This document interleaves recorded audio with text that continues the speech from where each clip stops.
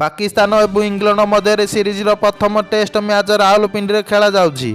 यही मैच रे पाकिस्तानी बोलर माने साहस हराइथिले जेतेबेले इंग्लैंड निजे स्कोर बोर्ड रे 500 अधिक रन करथिला।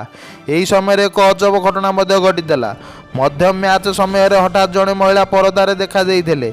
वर्तमान से वीडियो सोशल मीडिया रे भाइराल हेबारे लागिछि।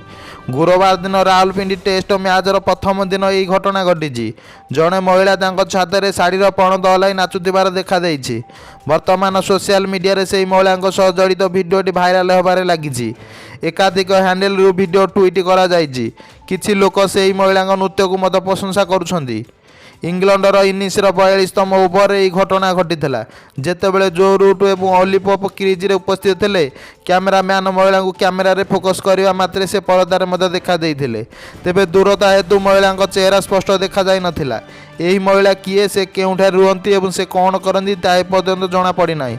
किंतु से किपरि नाचुथिबार देखि स्टाडियम रे बसिथिबा लोक माने पाटितुंड करने को लगिले। केवल एतिकी नुहे समालोचना माने मध्य हसिबा एवं प्रशंसा कथा देखा मिलिथिला।